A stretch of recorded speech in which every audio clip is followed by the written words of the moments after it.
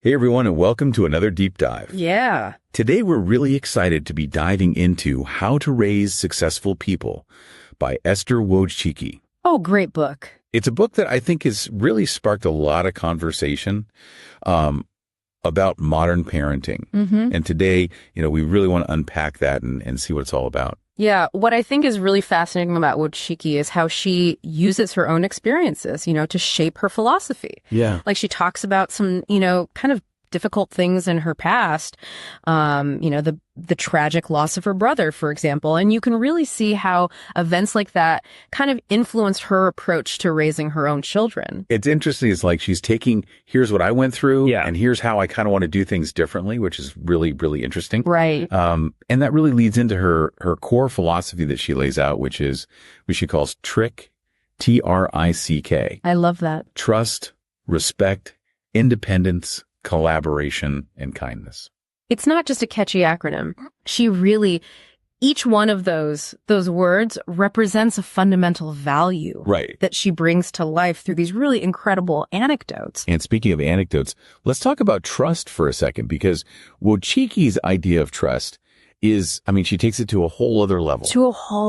Imagine letting your 5 and 4-year-old daughters walk to Target by themselves. Right. And it's like, that's just not something you see every day. No. And it really challenges, I think, some of our conventional wisdom about what kids are capable of. Yeah. But by trusting them with that responsibility, she was empowering them from a very young age. And I think it makes us kind of rethink, our assumptions about, what children can handle. Totally. And it's not always about, those grand gestures or these big moments. It's about looking for those everyday opportunities where you can give your kid a little bit more freedom, a little more responsibility. Mm-hmm. It's about kind of loosening the reins a little bit, so to speak. Yeah, absolutely. And that kind of ties directly into, respect, which for Wojcicki means, really honoring your child's individuality, even when it clashes with maybe your hopes or expectations for them. Yes. And she talks about this one student, Greg, whose passion was graphic design. Right. But his parents really wanted him to pursue science. Of course. Yeah. And this is something that I'm sure a lot of us can relate to, because I know, I can think back on times where my parents were kind of pushing me in a direction that maybe wasn't my passion. Right. So I'm curious to get your take on this whole idea. I think it's such a classic example of how, pushing our own agenda as parents can sometimes backfire. And Wojcicki really emphasizes the importance of listening to your child, understanding their passions, and sort of guiding them towards a path that really aligns with their interests and not just our own, Totally. And it's about, fostering their independence as well, which she's a big proponent of, this kind of nurturing independence from a very young age. Mm-hmm. And this is she even talks about how, she kind of encourages parents to loosen their grip on things like rigid sleep training schedules. Not like those really strict, routines. Yeah. She kind of found that by allowing her babies to self-soothe and find their own kind of sleep rhythms. Interesting. They actually develop a sense of independence much earlier on.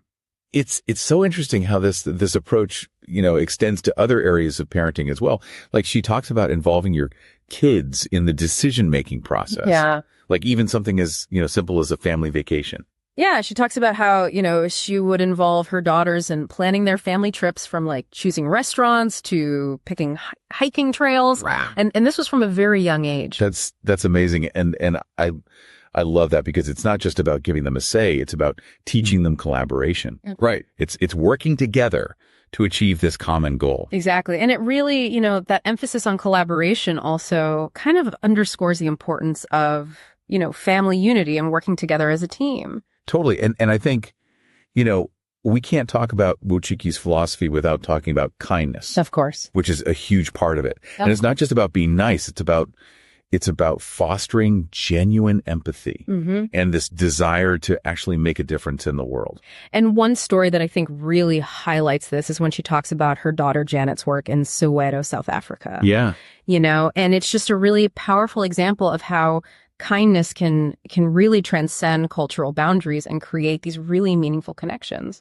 And I think that's something that really resonated with me too, is this idea of, exposing our kids to different cultures, different perspectives. Yes. Because it's all about broadening their horizons. Absolutely. And helping them to develop a more compassionate and understanding view of the world. A worldview for sure. And, it's amazing how these experiences, really shape someone's outlook. Yeah.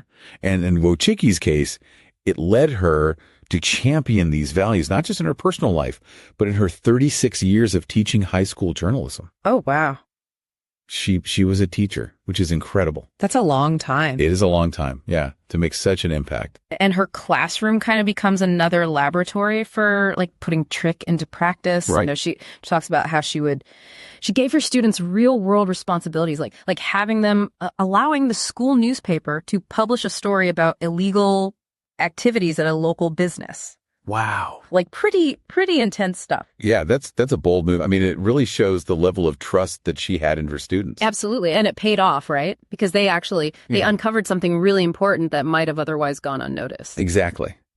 And it wasn't about shielding them, right? It was about giving them the tools and saying, okay, here's how you can kind of navigate these complexities on your own. Totally. And of course, not every experience is going to be a home run. Right. She talks about this one student who lost the election for editor-in-chief. Oh, I can imagine. That was a tough one. I mean, I can only imagine the disappointment, right? Yeah. But instead of letting him wallow in it, she used that as a teaching moment, Yeah. about resilience.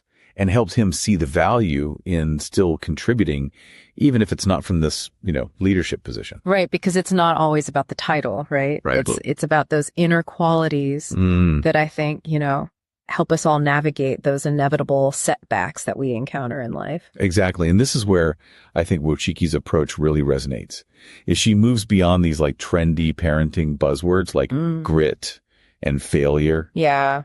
And really gives, parents these concrete strategies and ways to think about these concepts.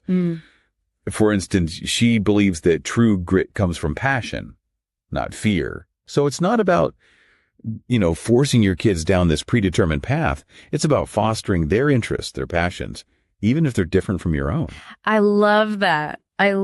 Because it's about fostering that inner drive. Yeah. That intrinsic motivation that I think, is really the fuel for true grit. Exactly. And speaking of refreshing, I love how she reframes failure. Yes. Not as something to be avoided at all costs, but as this crucial component of learning and growth. It's so true. It's like, yeah, embrace it. Which really challenges that notion that, we need to bubble wrap our kids and prevent them from making mistakes. Of course, because who among us hasn't learned more from our mistakes than our successes? Totally. Yeah, you're preaching to the choir over here. Yeah. And, it's not just about academics or extracurriculars. Even when it comes to kindness, Wojcicki sees that as something that extends beyond our immediate circle. It's something that has this ripple effect. Absolutely. She tells this really kind of heartwarming story, actually, about her daughter, Anne, kind of going above and beyond to care for Wojcicki's own mother when she needed it most. Yeah. And it's not about these grand gestures, right? It's about those small acts of kindness that I think make such a big difference in the world. It's those quiet acts of compassion that speak volumes. I love that. Yes. And it made me think about how she kind of connects that idea to this belief in what she calls the power of one. Yes, the power of one. He talks about Varian Fry, this man who saved thousands of lives during World War II. Wow. And uses that to illustrate that, one person can have this immeasurable impact. I love that. And it's such a powerful message, especially in a world that can feel, overwhelming at times. Definitely. It's this reminder that, each of us has this potential, this power to be a force for good, no matter how small those actions might seem. It's a good reminder, I think, for all of us. Yeah, it is. And I think that's really the heart of her message, is that it's not about raising these perfect kids. Right. Check off all the boxes. Good boxes. Yeah. It's about raising, these kind, independent, engaged individuals who are equipped to go out and make the world a better place. Totally. What are some of the biggest takeaways you're kind of walking away with so far? For me, I think the biggest thing is this reminder that, raising successful kids, it's not about molding them into this predetermined idea of success. Yeah. It's about, like you said, nurturing those individual strengths and passions and equipping them with the tools to navigate the world with kindness, resilience, with a sense of purpose. Exactly. And those are the things that I think, really will serve them well no matter what path they choose in life. Absolutely. And that's what I find so refreshing, I think, about Wojcicki's message. Yeah. Is it's not about this pressure or this, quest for perfection. It's really about empowerment, I think, both for parents and for children. Absolutely. It's about creating a more, I think, compassionate and supportive world, Yes. One where we really celebrate individuality, we encourage collaboration, and we value kindness as much as we value, achievement. Yes. And I think, her book, it's not just a parenting guide. It's really a call to action for all of us to kind of step up and do our part in creating this better world for future generations. Totally. It's about recognizing that even those small acts of kindness, of courage, of perseverance, like you said, can have this incredible ripple effect and create positive change that extends far beyond ourselves. It really does. And it's something to think about, Yeah. So as we wrap up our deep dive into how to raise successful people, we want to hear from you. Yes. What resonated most with you? Have you tried any of these techniques? Right. Share your thoughts and experiences down in the comments below, because we love hearing from you. Absolutely. We always love hearing from you. And of course, if you enjoy this deep dive, don't forget to like, share, and subscribe to Book Reviews 1 for more insightful book discussions. Yes. Thank you so much for joining us. We'll see you in the next episode.